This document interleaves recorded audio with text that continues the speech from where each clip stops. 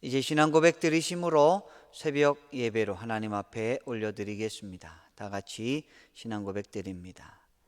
나는 전능하신 아버지 하나님, 천지의 창조주를 믿습니다. 나는 그의 유일하신 아들, 우리 주 예수 그리스도를 믿습니다. 그는 성령으로 잉태되어 동정녀 마리아에게서 나시고 본디오 빌라도에게 고난을 받아 십자가에 못 박혀 죽으시고 장사된 지 사흘 만에 죽은 자 가운데서 다시 살아나셨으며 하늘에 오르시어 전능하신 아버지 하나님 우편에 앉아 계시다가 거기로부터 살아있는 자와 죽은 자를 심판하러 오십니다. 나는 성령을 믿으며 거룩한 공교회와 성도의 교제와 죄를 용서받는 것과 몸의 부활과 영생을 믿습니다. 아멘. 찬송가 519장으로 하나님께 찬양 드리겠습니다. 519장입니다.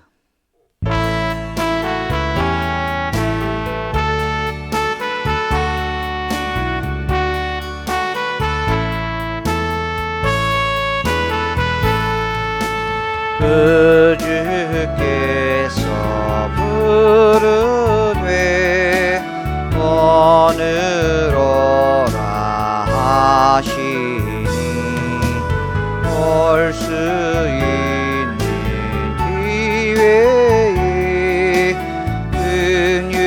긍휼함을 받으라.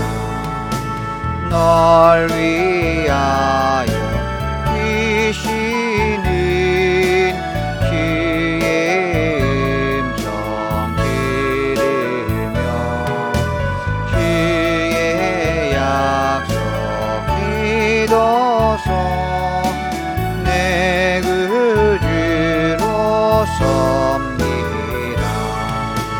그 주께서 널 위해 기다리고 계시니 모든 고통 두려움 주께 와서 하외라. 풍성하신 은혜 자비로운 그 사랑 회개하고 주께 와 간구하여 얻으라. 모든 죄를 떠나서 회개하고 나오라. 주가 용서하시고 너를 영접하시니 눈보다도 더 이긴 너의 마음을 씻어서 내 마음에 천국이 임하도록 하리라. 지체 말고 주께로 어서 받기 나오라. 예비하신 구원은 지금 받으려내라. 좋은 기회 놓치고 실패 후에 말지니 지금 문을 두드려 구원함을 받으라. 아멘. 하나님의 말씀은 예레미야 44장 11절로 19절까지 말씀입니다. 예레미야 44장 11절로 19절까지 말씀을 함께 읽겠습니다. 그러므로 만군의 여호와 이스라엘의 하나님께서 이와 같이 말씀하시니라. 보라, 내가 얼굴을 너희에게로 향하여 환난을 내리고 온 유다를 끊어 버릴 것이며, 내가 또 애굽 땅에 머물러 살기로 고집하고 그리로 들어간 유다의 남은 자들을 처단하리니 그들이 다 멸망하여 애굽 땅에서 엎드려질 것이라. 그들이 칼과 기근에 망하되 낮은 자로부터 높은 자까지 칼과 기근에 죽어서 저주와 놀램과 조롱과 수치의 대상이 되리라. 내가 예루살렘을 벌한 것 같이 애굽 땅에 사는 자들을 칼과 기근과 전염병으로 벌하리니, 애굽 땅에 들어가서 거기에 머물러 살아남아 소원대로 돌아와서 살고자 하여 유다 땅에 돌아올 자가 없을 것이라. 도망치는 자들 외에는 돌아올 자가 없으리라 하셨느니라. 그리하여 자기 아내들이 다른 신들에게 분향하는 줄을 아는 모든 남자와 곁에 섰던 모든 여인, 곧 애굽 땅 바드로스에 사는 모든 백성의 큰 무리가 예레미야에게 대답하여 이르되, 네가 여호와의 이름으로 우리에게 하는 말을 우리가 듣지 아니하고 우리 입에서 낸 모든 말을 반드시 실행하여 우리가 본래 하던 것, 곧 우리와 우리 선조와 우리 왕들과 우리 고관들이 유다 성읍들과 예루살렘 거리에서 하던 대로 하늘의 여왕에게 분향하고 그 앞에 전제를 드리리라.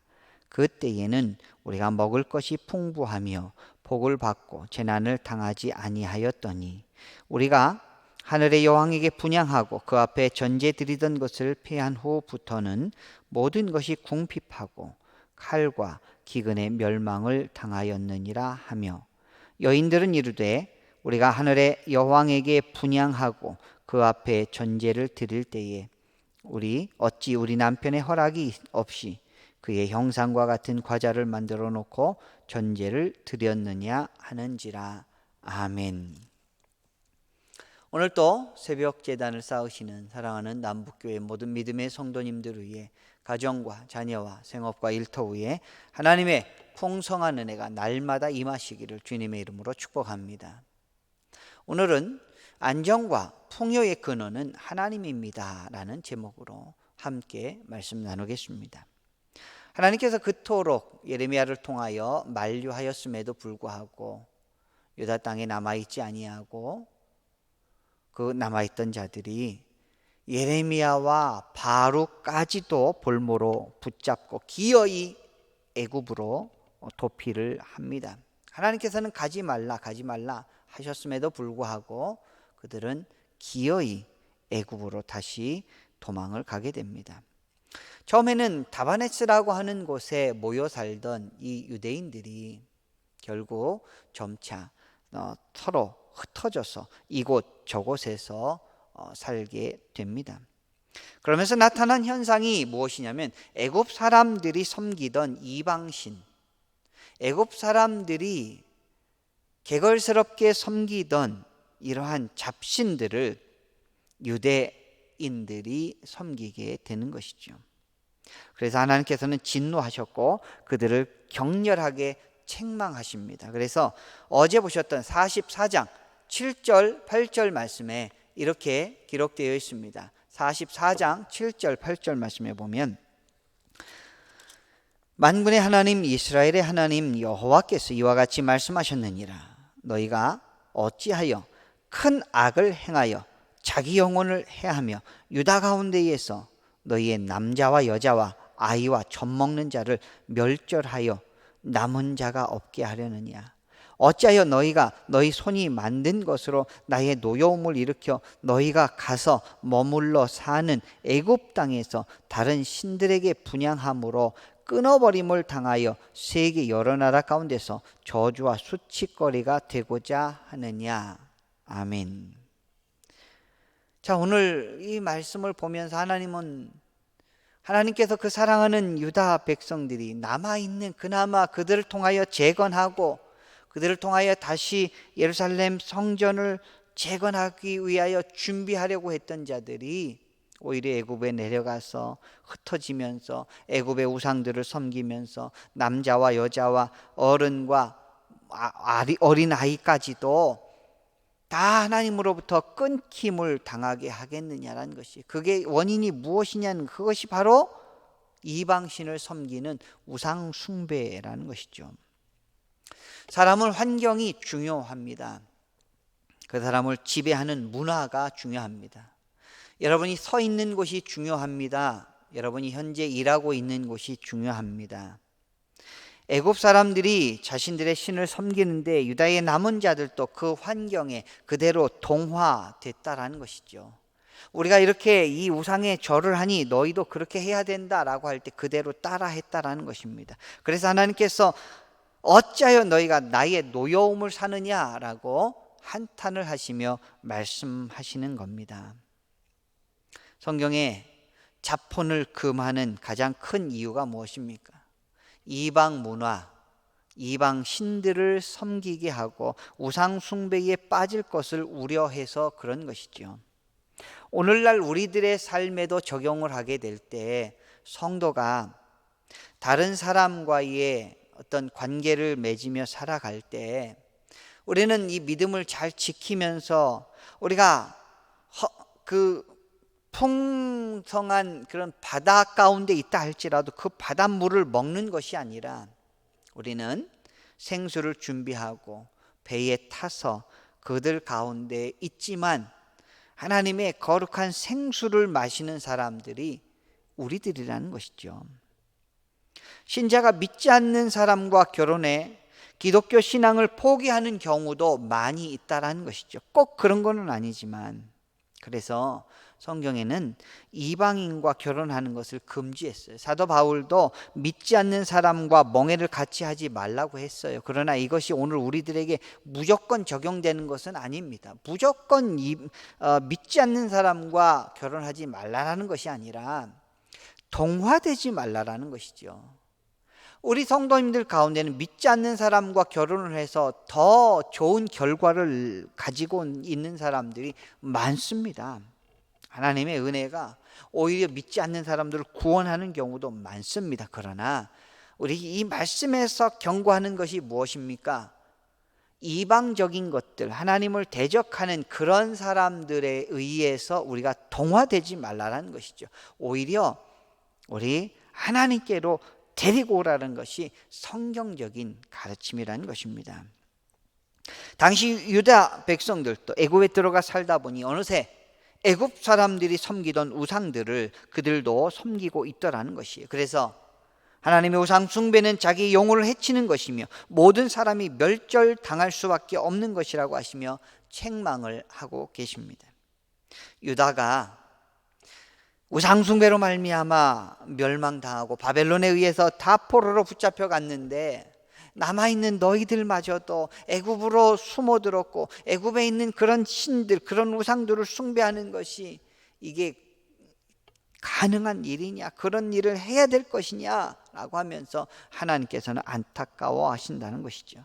오늘 본문 11절부터 14절까지 11절부터 14절까지 제가 읽어드리겠습니다. 그러므로 만군의 여호와 이스라엘의 하나님께서 이와 같이 말씀하시니라. 보라, 내가 얼굴을 너희에게로 향하여 환난을 내리고 온 유다를 끊어버릴 것이며 내가 또 애굽 땅에 머물러 살기로 고집하고 그리로 들어간 유다의 남은 자들을 처단하리니 그들이 다 멸망하여 애굽 땅에서 엎드려질 것이라. 그들이 칼과 기근에 망하되 낮은 자로부터 높은 자까지 칼과 기근에 죽어서 저주와 놀램과 조롱과 수치의 대상이 되리라. 내가 예루살렘을 벌한 것 같이 애굽 땅에 사는 자들을 칼과 기근과 전염병으로 벌하리니 애굽 땅에 들어가서 거기에 머물러 살려는 유다의 남은 자 중에 피하거나 살아남아 소원대로 돌아와서 살고자 하여 유다 땅에 돌아올 자가 없을 것이라. 도망치는 자들 외에는 돌아올 자가 없으리라 하셨느니라. 아멘. 우상 숭배로 망했는데 애국까지 와서 우상 숭배할 때 하나님께서 그들을 용서하지 않겠다라는 것이에요. 그러면 하나님의 책망을 들은 유다 사람들은 회개했을까요? 오늘 본문에서 한번 확인해 보겠습니다. 15절로 17절까지 말씀도 제가 봉독해 드리겠습니다. 15절로 17절까지. 그리하여 자기 아내들이 다른 신들에게 분향하는 줄을 아는 모든 남자와 곁에 섰던 모든 여인 곧 애굽 땅 바드로스에 사는 모든 백성의 큰 무리가 예레미야에게 대답하여 이르되 네가 여호와의 이름으로 우리에게 하는 말을 우리가 듣지 아니하고 우리 입에서 낸 모든 말을 반드시 실행하여 우리가 16절까지만 보겠습니다. 우리가 듣지 아니하고까지만 보겠습니다. 하늘의 여왕을 이들이 섬긴다라고 그랬습니다. 하늘의 여왕은 바알신의 아내 아스타롯을 가리킵니다. 유다 사람들은 유다에 있을 때부터 이미 하늘의 여왕을 섬겼죠. 그런데 애굽 땅에 오니까 거기에도 이 아스타롯이 있는 거예요. 그들은 대놓고 하나님의 말씀을 배척하고 도리어 애굽의 신을 섬기겠다고 주장하는 근거가 무엇입니까?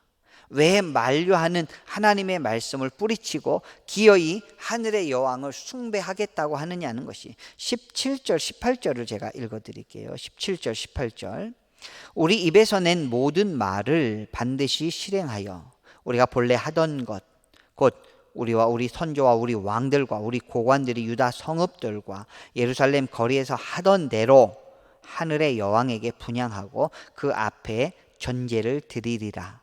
그때에는 우리가 먹을 것이 풍부하며 복을 받고 재난을 당하지 아니하였더니 우리가 하늘의 여왕에게 분향하고 그 앞에 전제 드리던 것을 패한 후부터는 모든 것이 궁핍하고 칼과 기근에 멸망을 당하였느니라 하며 아멘. 전에는 하늘의 여신에게 예배를 드리고 그를 숭배할 때에는 모든 것이 잘 됐는데 이제 하나님의 말씀에 순종하겠다고 하니까 더 안 된다라는 것이에요. 우리들도 그러죠. 전에는 점 보고 무당 불러다가 굿할 때는 잘 되었는데 그거 걷어치우고 예수 믿으니까 오히려 더 부정탄 것처럼 우리 삶이 더 피폐해졌다라고 말하는 사람과 같다라는 것이죠. 그러니 다시 옛날 그 점쟁이를 찾아가 보겠다. 다시 그 굿을 한번 해보겠다라는 것입니다. 이런 분들이 지금도 있습니다. 이런 분들을 여러분은 어떻게 보십니까? 우상 숭배한다고 당장에 망하지는 않습니다. 우상 숭배할 때마다 당장 벼락 맞아 죽는 사람은 없습니다.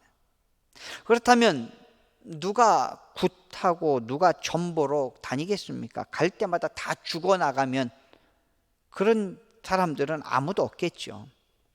사람들이 도박에서 벗어나지 못하는 이유가 무엇입니까? 도박할 때마다 잃지는 않지 않습니까? 딸 때도 있지 않습니까? 그러나 도박하는 사람들은 도박 때문에 결국은 망한다는 것이죠. 점으로 사는 사람은 결국은 점 때문에 거기에 지배당해서 망한다는 것이죠. 굿도 마찬가지입니다. 다 마귀가 완급을 조절한다는 것이죠. 때로는 아픈 사람이 굿을 받았더니 낫게 되는, 아프지 않게 되는 일이 있습니다. 마귀의 장난인 것이죠. 점쟁이가 가르쳐주는 대로 했더니 정말 돈은 버는 사람도 있습니다. 정말 성공하는 사람도 있습니다. 정말 명예를 얻는 사람도 있습니다. 이것이 다 떡밥이라는 것이죠. 마귀의 술책이자 기만입니다. 그러나 영원토록 그 마귀는 그 사람을 자기의 수하에 놓고 어둠의 영에 의해서 끌려다니게 하다가 결국 지옥에 빠지게 한다는 것이죠. 오늘을 살아가는 귀한 믿음의 성도 여러분, 오늘 남아있는 그 유다 백성들이 그나마 예루살렘을 지키지 못하고 자기들의 안전을 위하여 애굽 땅으로 피신 와서 애굽 땅에 있는 우상을 숭배하다가 결국은 그들도 망하게 되고 그들도 힘든 상황이 되게 됩니다. 바알의 신 아스다롯을 섬기겠다라고 하면서 그때는 그나마 마음이라도 좋았는데, 그때는 그나마 풍성한 것들을 먹었는데, 하지만 사실은 그것이 악한 사단의 어떤 속임수였던 것을 모르고 있다는 것이죠. 여러분, 안정과 평안의 진짜 중요한 근원은, 생수의 근원은 우리 하나님 아버지이신 줄 믿습니다. 비록 우리의 삶이 현재는 좀 건강이 상하고 좀 형편이 어렵다 할지라도 평안의 근거, 안정의 근원, 풍요의 근원은 우리 하나님이십니다. 하나님 떠나서는 아무것도 얻을 수가 없다라는 것입니다. 오늘 살아가신 귀한 믿음의 성도 여러분, 우리 주변에 많은 사람들이 있다 할지라도 하나님 끝까지 붙잡고 하나님의 말씀으로 승리하시기를 축복합니다. 주변 다른 사람들의 세속적 가치관에 동화될 것이 아니라 하나님의 말씀으로 오늘도 승리하시고 오늘도 하나님의 풍성한 은혜가 우리 믿음의 백성들을 위해 날마다 충만하시기를 주님의 이름으로 축원합니다. 기도드리겠습니다. 하나님 아버지, 은혜와 사랑을 감사합니다. 오늘도 깨워주시고 하나님의 말씀으로 하루를 시작할 수 있도록 인도해 주시니 감사합니다. 오늘 예레미야 44장 말씀을 통하여 살아남은, 그나마 남아 있었던 그 유다 백성들이 하나님의 명령을 어기고 예레미야와 바로까지 볼모로 잡고 애굽으로 도망치고 애굽에서 정착해 보려 하고 애굽 사람들의 우상을 섬기는 잘못을 옛날부터 해오더니 지금까지 행하는 모습을 바라봅니다. 그러면서 하나님을 원망하고 오히려 하늘의 여신을 숭배하는 이러한 정말로 패망할 일들을 하고 있는 이 남아있는 유다 백성들을 바라보면서 행여나 우리의 모습이 그런 모습이 아닌지 우리가 다시 한번 살펴보며 회개에 합당한 열매를 맺게 하여 주시고 하나님 나라의 존귀한 백성으로서 거룩한 삶을 살 수 있도록 오늘 또 말씀으로 우리를 다스려 주시옵소서. 하나님만이 우리의 근원이시고 평안의 근원이시며 안정의 근원이시며 풍요의 근원이심을 믿사오니 하나님, 우리 사람들이 그렇게 바라고 바라는 안정과 풍요와 평안을 하나님으로부터 누리게 하여 주시옵소서. 오늘도 건강이 상하여 많이 아프고 지쳐있고 병상에 누워 계신 우리 믿음의 지체들이 있습니다. 하나님 불쌍히 여겨주시고 긍휼히 여겨주시고 하나님께서 치료하여 주시고 깨끗이 낫게 하여 주시옵시고 하나님의 능력으로 다시 일어설 수 있도록 하나님 인도하여 주시옵소서. 치료하여 주시옵소서. 회복시켜 주시옵소서. 오늘도 말씀 붙잡고 하나님만 의지하고 하나님의 거룩한 말씀이 성령의 검이 되어 세상과 싸워나가 이길 수 있는 믿음의 거룩한 백성들 될 수 있도록 아버지 인도하여 주시옵소서. 오늘도 가정을 위하여 자녀들을 위하여 또 수능 시험 준비하고 있는 우리 고3 학생들, 재수생들을 위하여 또한 군에 가 있는 우리의 자녀들 또 해외에 나가 있는 모든 주의 식구들 하나님께서 붙잡아 주시옵시고 성령의 능력으로 사랑으로 승리케 하여 주시옵소서. 감사드리오며 예수님의 이름으로 기도드리옵나이다. 아멘. 주님 가르쳐 주신 기도로 예배를 마치겠습니다. 하늘에 계신 우리 아버지, 아버지의 이름을 거룩하게 하시며 아버지의 나라가 오게 하시며 아버지의 뜻이 하늘에서와 같이 땅에서도 이루어지게 하소서. 오늘 우리에게 일용할 양식을 주시고 우리가 우리에게 잘못한 사람을 용서하여 준 것 같이 우리 죄를 용서하여 주시고 우리를 시험에 빠지지 않게 하시고 악에서 구하소서. 나라와 권능과 영광이 영원히 아버지의 것입니다. 아멘. 오늘도 말씀 기억하시면서 간절한 마음으로 기도드리겠습니다.